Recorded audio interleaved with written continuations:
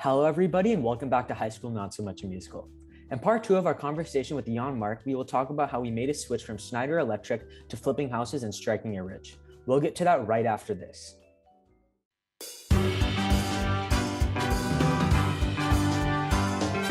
This is High School Not So Much a Musical, a podcast that takes you on a ride through the peaks and valleys of a high school journey. Here are your presenters, Nitin Jaladanki and Ayush Agarwal. Okay, perfect. So could you please talk a little bit about how you made your transition from Schneider Electric to the real estate business and why the real estate business is so important and how high schoolers can get involved? Because something that I've seen a lot is that real estate is probably like the easiest way to get rich if you know what you're doing. So could you just quickly talk about how high schoolers can get involved in real estate, how you made the switch over to real estate, and maybe what your first investment was? Sure. That's quite that's quite interesting. It's a good question because so a couple of things are a little bit different for us than they are probably for other people. But it just shows how things can go and how things usually go. So when we get the book Rich Dad Poor Dad at one point, from the first coach my wife ever had. So we do have business coaches and different consultants depending on when it comes to what, because you never know everything, and so we just love those fast tracks, and they help us a lot because they trigger different thinkings. And so when we started all of this, my wife was getting self-employed as a real estate appraiser. So appraisers are the people that basically they go to your home and they value your home. And there's at least in Germany, there's a very rigorous process, and they are talking about how much your home is valued, which is totally different than the market price, but we can come to that later. So there's a difference on that, and totally different than the cost of real estate actually.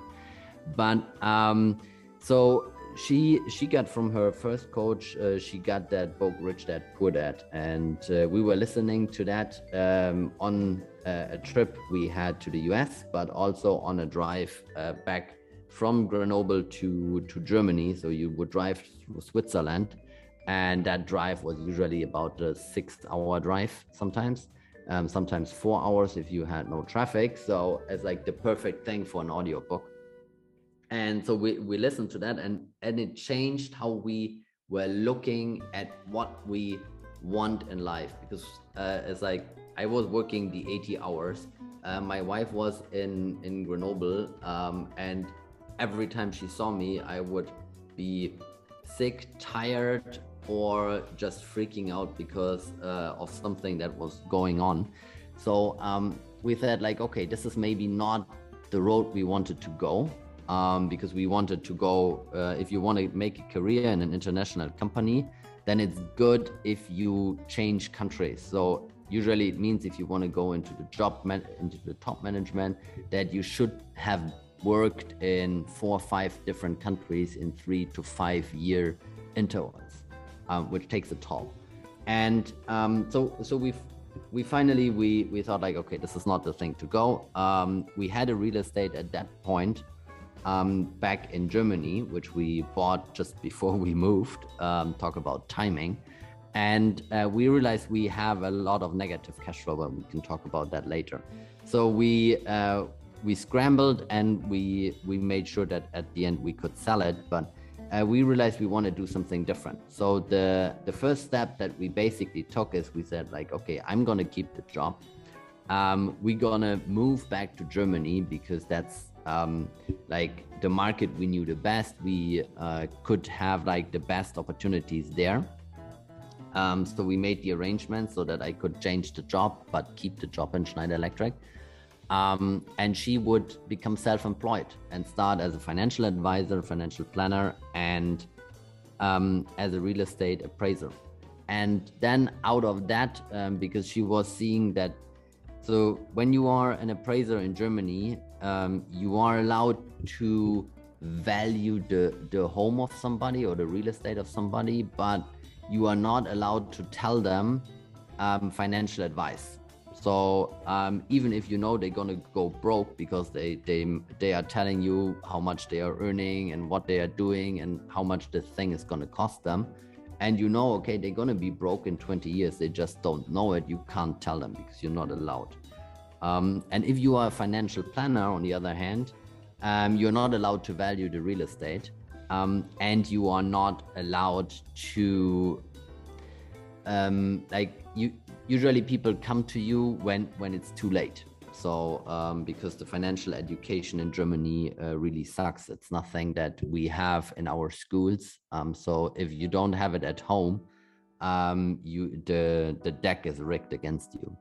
And so we said, like, okay, out of that came then, together with a coach, came the idea that we want to change that. And this is how Legacy Builders Global, our real estate company, came to life, because we wanted to change the way investors see investing and to get people access to things they don't get from the banks and they don't get normally. So basically what we did over the last 4 years is, so what you have to keep in mind is, and this is why I kept my job longer, so is we have a 4.5-year-old son. So right now he's 4.5 years, and he's like 2 weeks older than our company. So he was born our company is 2 weeks older than him. Sorry. We opened the company just before he was born. So we built the company. So my wife mainly built the company while having a baby, and I had a full-time job. So we were working like at nights. And there's the thing, you suddenly you are glad to work 80 hours and 100 hours, but you only work 40 hours on the job, and then the rest is basically for you. So we went into that, and and then we just build it next to the job, because the job gives you. So we bought 2 more properties at that time, because the job gives you the credit score. The job gives you, at least for us, because if you have a kid, it like looking at life changes, because you have somebody that depends on you. That means you want to make sure that that person gets the right food, that like there is no question about like, can we afford that? Can we pay that bill? So I kept the job, and we basically bootstrapped the whole company, which means we had 0 investors' money at that point. So we financed everything ourselves, and now we're gonna roll out franchising, so which is pretty awesome. And yeah, it's just, you have to take the dedication. And real estate, is always said it's an easy way. There are different things. If you look at real estate, if you can do buy and hold, which means buy a property and you just hold it and rent it out, which can be a good strategy if you're very busy. You can do fix and flip, and this is like something that is very common in the US, where you buy properties that are in need of repair, and then you fix them up and you sell them on. It's a great way to build equity, because you can do it, and you can build up your equity in order then to invest. And what a lot of people do in Germany, but I also have US contacts that do kind of the same. They do a fix and hold, which basically is the combination of both, which offers a lot of benefits, because they are buying a property that needs repair. They are putting the repair up, then they are renting it out, but instead of selling it as a home or whatever, they rent it out and then they refinance. So it's basically like a bank withdrawal. They get the money from the bank because now the property is valued more. They can get the money, they get their money out, and they basically have a property where they have no money in and they still make a monthly cash flow.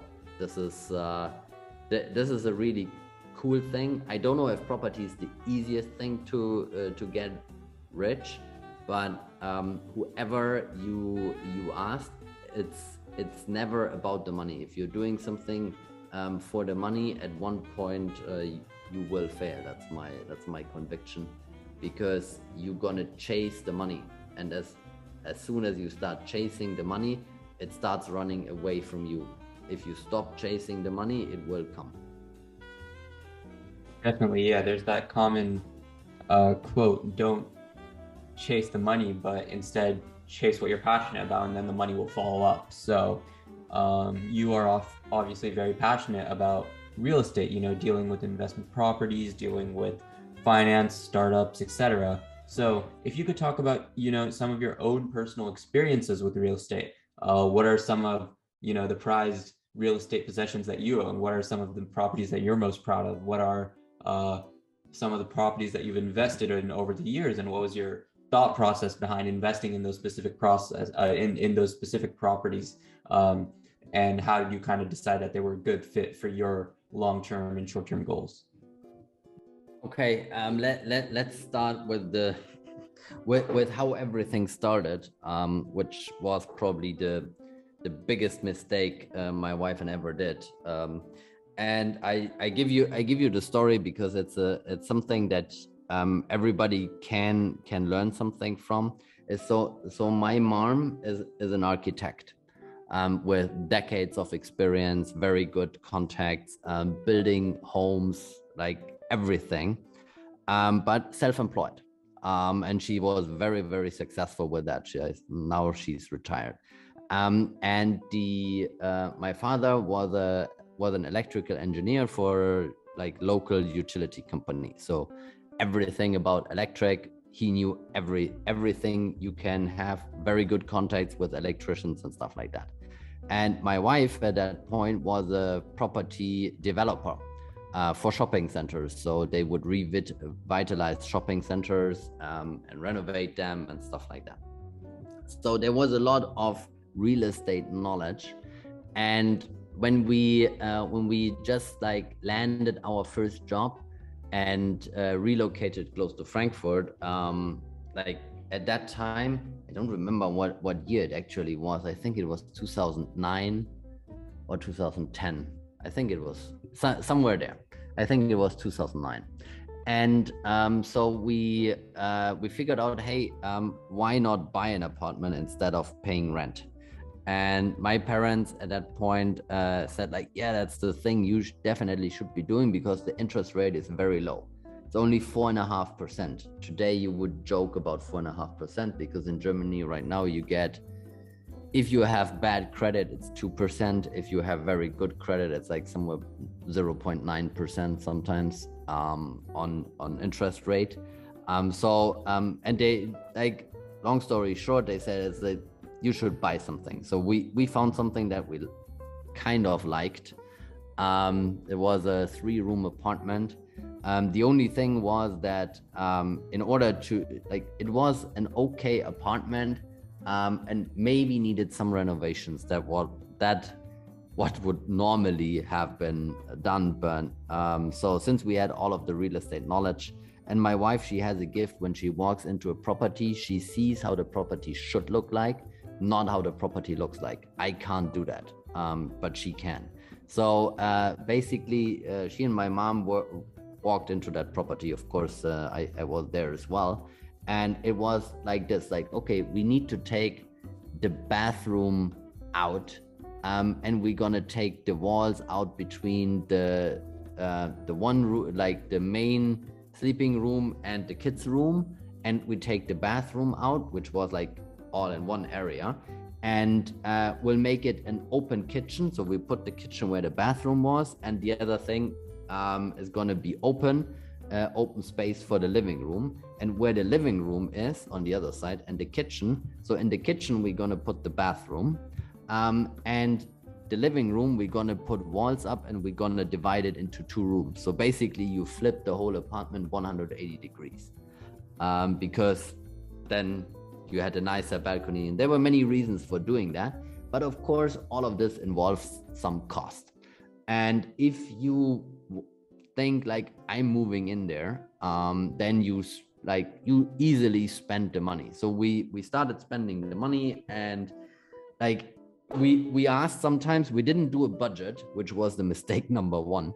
And then we put we had a steam shower in and a huge bathtub where two people can fit next to each other, because why not? Everything was top notch. So it's like we put, I don't know, we never did the calculation on that apartment, because otherwise we would probably go nuts. So we put a lot of money in there. I remember we had some tiles where they would cost 10 euro a piece, which right now would be more like 15 euros a piece, which is about $20. So just because they look very, very nice. And so we put a lot of money in, which nearly bankrupted us at that time, because we didn't have a budget. We trusted that everybody would knows that it shouldn't be too expensive, but at the end, if you don't plan, then you're gonna get the invoices, and at that point that was a lot of money wasted on a lot of things. But it was a really nice apartment. So when we then had to move to Grenoble, or got the opportunity to move, because we didn't have to, but we wanted to, we rented it out. But we had about a negative cash flow of 500 euros a month, which is a lot of money when you have to basically finance you have the rent, but still you have every month you have to put up 500 euros just to hold that apartment. And so after a while, there was an issue at that time, a legal issue with a lot of German bank contracts. So we had a lawsuit with our bank, or we threatened them with a lawsuit because we didn't go to court. And we got an agreement that we can get out of the loan earlier, and that enabled us to sell the apartment. In the meantime, we still had 2 more lawsuits with our neighbors because we couldn't agree on some other things. So all of this, I think this was the biggest learning property ever for us, because everything that you don't want to have, we had it.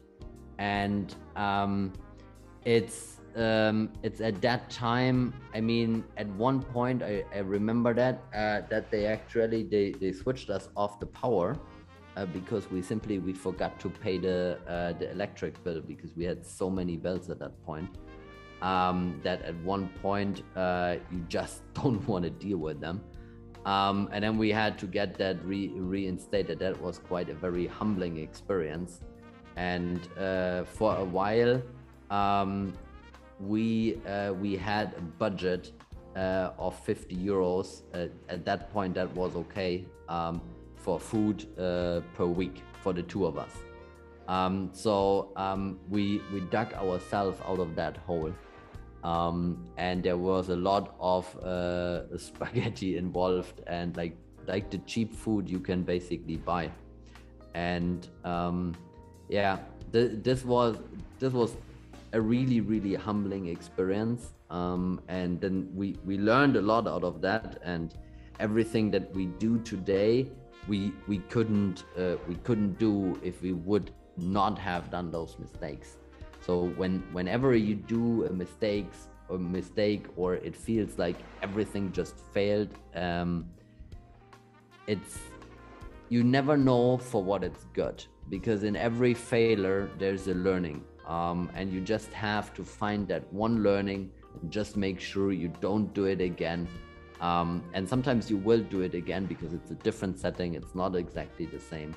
But it changed, because today, next to the one company that is going into franchising, we founded last year, we founded our own fix and flip company in Germany. And so it's a total investor finance company, which means our investors that we work with, they put up the money.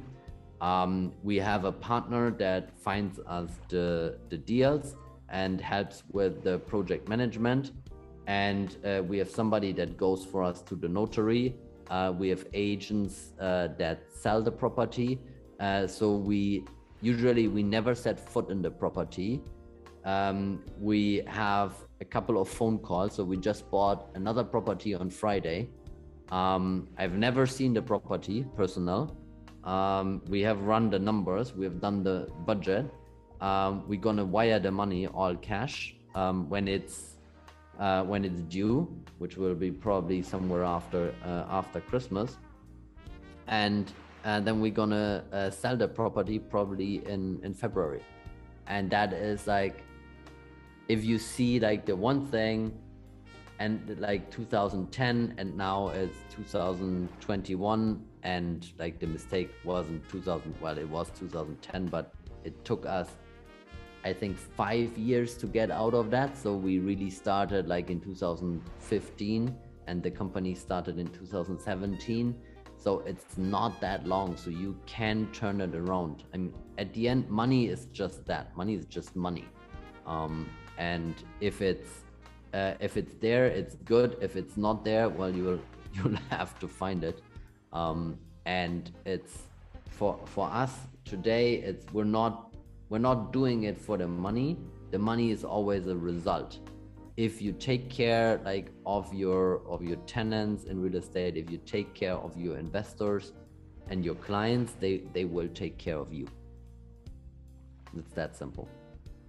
Okay, thank you for that. Thank you so much for that. So we're coming towards an end of our podcast. And one of the staples of High School Not So Much a Musical is we ask the person we've brought on, we asked the person that we brought on like a tips question where they can give the listeners or the high schoolers any general advice. So Jan-Marc, if you could talk about, real estate, investing, just anything like that, or give any advice to the high schoolers listening, what would it be?